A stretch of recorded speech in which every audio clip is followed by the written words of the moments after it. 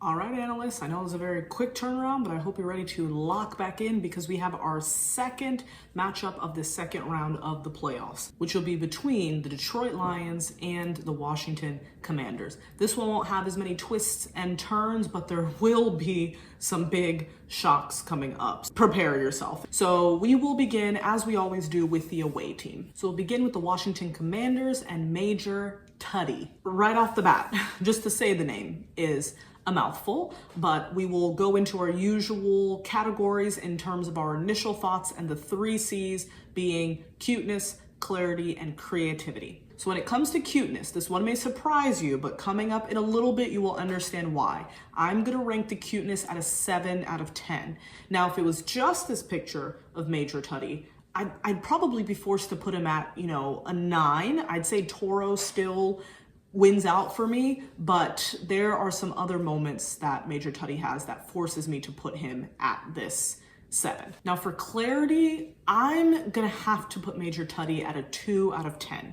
You look at him and right away your thought is, why do we have a pig as our mascot? Even in their history of the other names they had, there's no connection. I give them the 2 because with the hat, you can tell kind of commander, military, it has that military vibe. So you get a little bit of that, but why is it a pig? Why is he called Major Tuddy? Major, again, doing a little bit with the military, but that's a stretch. Now for the name, the creativity, I'm gonna give it a 3 out of 10. I guess it's creative when you hear where it came from, but I just hate it. So I really am not gonna rank it higher. So with the name Major, in terms of the military, like a major, but Tuddy is slang that's actually derived from the word touchdown, or TD. So a way to say like TD, you'd say Tuddy.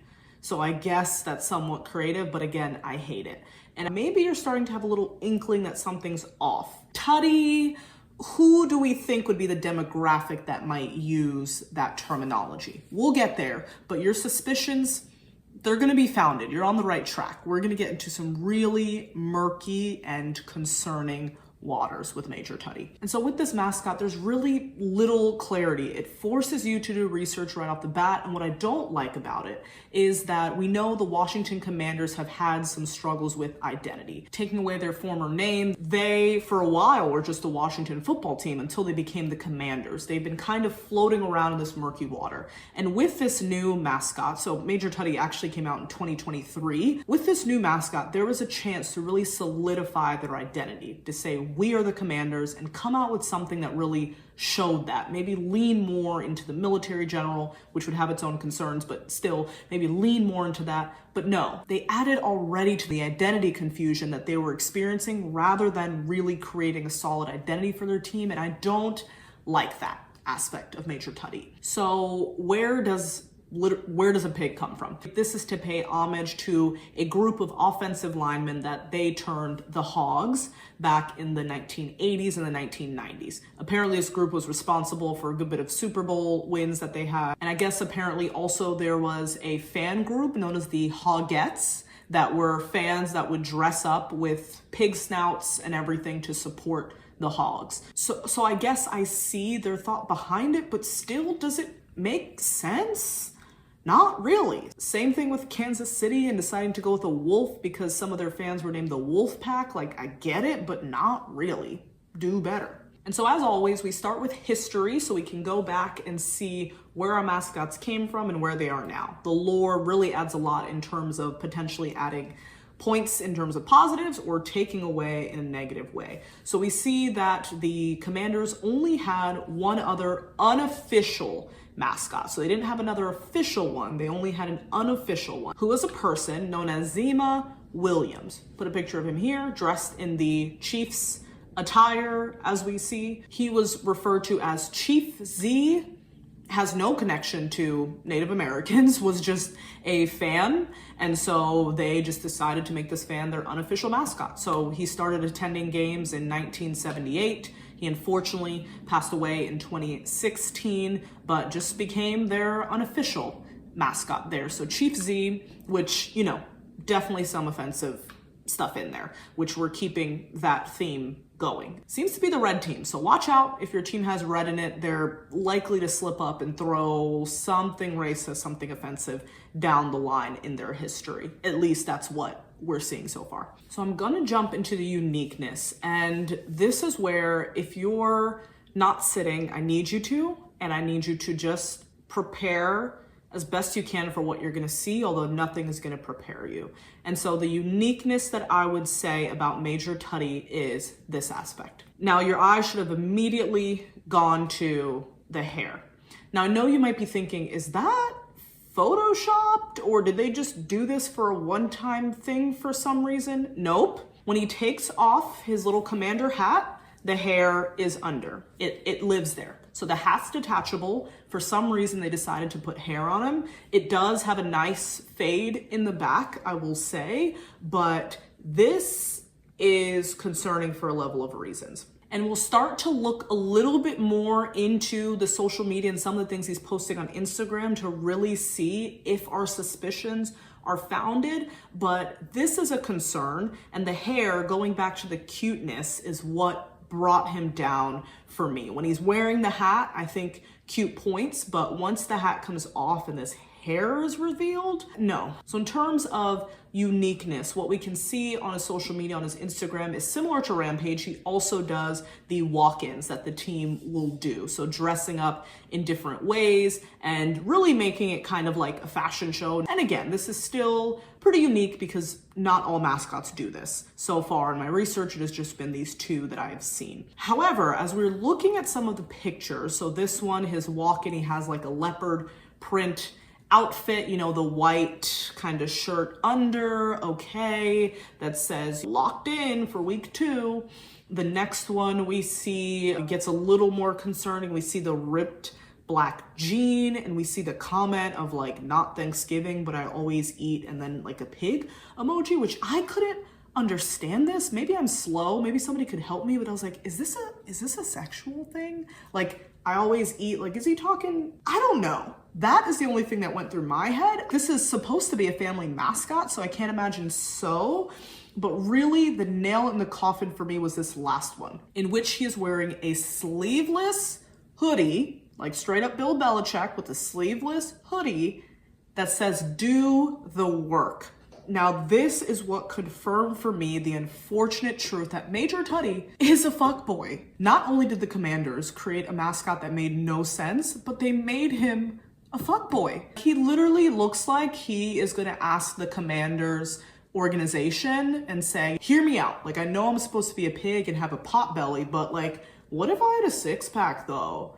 I can see him doing that if he hasn't already and they've already turned him down. I mean, just look at the hair alone. He looks like the person that you'd want to vote out first on Love Island. And I know that seems like a random just throw-in comment, but nope. Look at this real life contestant from Love Island USA. See a resemblance? To our dear Major Tuddy. And it's not just my own fears and my own biases, but even some examples of certain tweets. So looking at this one, we see from a Nick. I was trying to see his picture to see if we can get more information from the picture of what type of man we are looking at. But Nick had this comment on when Major Tuddy was first unveiled. He said, kind of size for Commander Major Tuddy, TBH. The helmet is a good look, and that pig's got guns. Fuckboy comment, right? Fuckboy see, fuckboy do. They're flocking to one another. And so that comment, look, I don't know this Nick as a person. I already know he's a fuckboy from that comment, right? And this is just so shocking to me because what we'll see looking at Major Tuddy's profile and why he was created, I will read this to you all. It says, key elements of Major Tuddy's personality include being a prankster, a mud roller, the life of the party, and a foodie. Major Tuddy's silly, playful, and charismatic personality traits and mannerisms were crafted with kids in mind. Now, would you put your child around Major Tuddy knowing what you know? I wouldn't put my 3- and 5-year-old nieces around Major Tuddy, not with the hat off, for fear of what he'd do. Why, if he was made for kids in mind, did you make him a fuckboy? Listen, I could harp on this all day, and I think by how much I'm harping on it, we probably know what my position is going to be, but I simply don't understand this choice from the Commanders. From somebody like this, I'm actually shocked that their social media presence is basically non-existent. They only really have posts like the ones we saw, of course, which very fuckboy-esque of your outfits and whatever else and saying, we got the dub and all that stuff. So not really a lot of great interactions with fans or whatever else. Since he is a new mascot, pretty new too, no accolades to speak of. So there's nothing major, no pun intended, to talk about with Major Tutty except the concerning aspect that we see from him. Now let me move on before I just simply lose my mind. I think I talked about him being a fuckboy for 5 minutes. So let's move on to a mascot that's definitely more wholesome than Major Tutty, and that is the Detroit Lions mascot, Rory. And the name is fitting because looking at Rory, he looks like he could be on Gilmore Girls, right? Like he looks like he'd be the high school mascot on a series on the CW that you watched in the early 2000s. Like if you told me this was the mascot from One Tree Hill, I'd believe you. And this picture is literally the picture that I'm sure mascots from those shows would take, right? And so that's neither here nor there. Let's get into the initial thoughts with Rory. One, the cuteness. Now for the cuteness, I would give him probably a 6 out of 10. We have some really ugly mascots out there, and the reason is for the hair.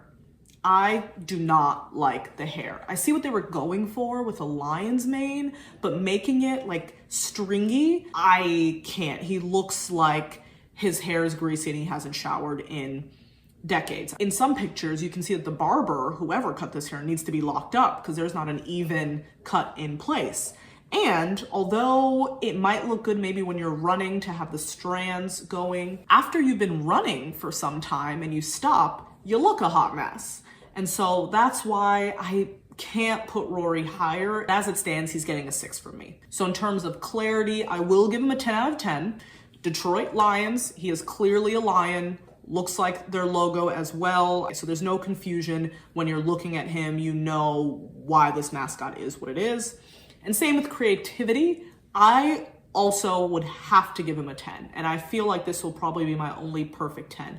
Rory, to use an aspect of what the lion does, which is roar, and to create it into an actual human name, so Rory, but add the A, I was gobsmacked. This was a level of ingenious that I just wasn't prepared for. So Rory, you get my first and maybe my only 10 with creativity. So with the other categories, he really did pick it up. So let's look at the history of Rory, which he does have some history behind him. So before Rory, there was Bubbles.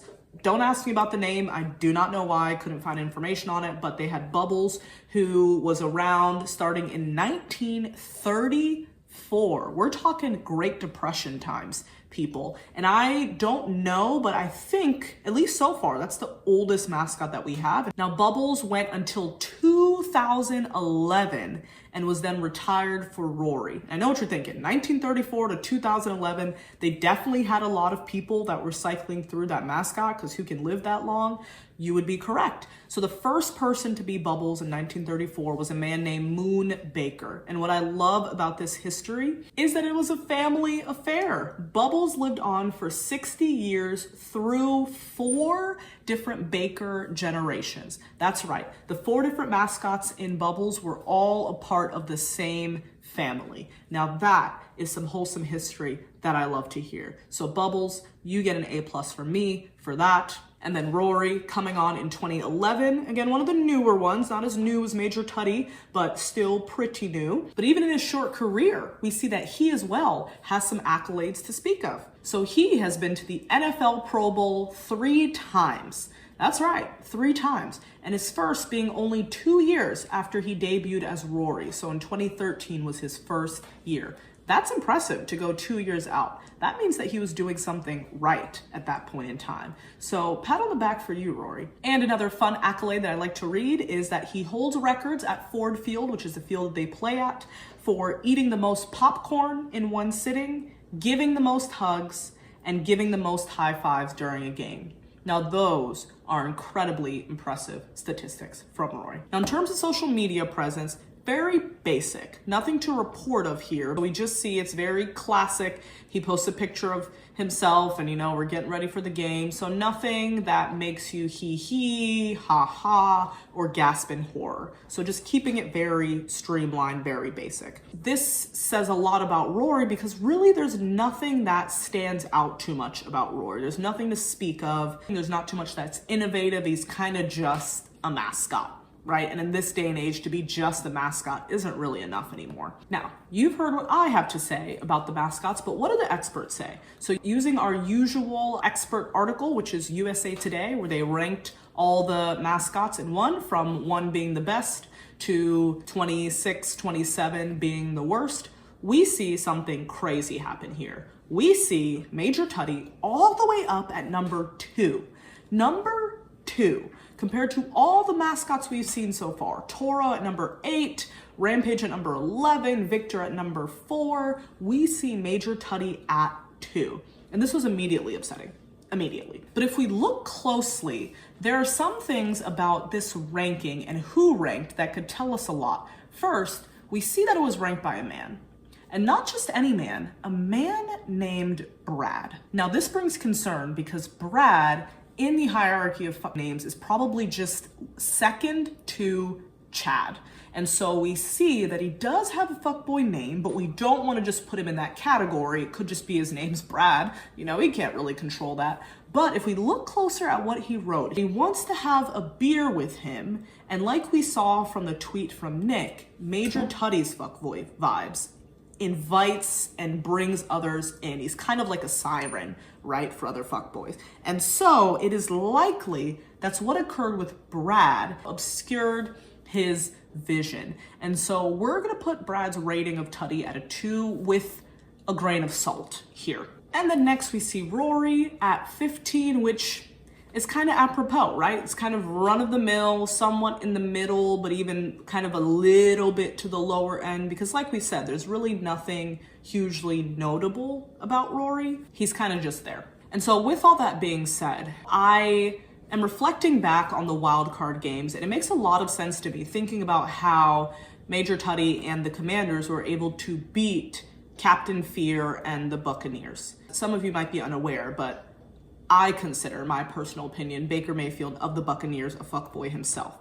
And so when you're met with the battle of two fuckboys, the mascot, being the more important and more vital player, is of course going to overwhelm the fuckboy energy of the quarterback in Baker Mayfield. And so they didn't have a chance in that game. But what we see is that at some point, good always defeats evil. The fuckboys may win the battle, but they will not win the war. And in this story, they are not going to win the war. So with that, I am going to have to place Rory and the Detroit Lions as the winner of this second round NFL matchup game. I think Rory is going to rip apart Major Tuddy, have him for his Thanksgiving dinner in a non-sexual way. And so for that, I have to choose them as my winners. And of course, we have to go to our metric where we just look at, for fun, hottest quarterback amongst the teams, and if this also would give us the same results.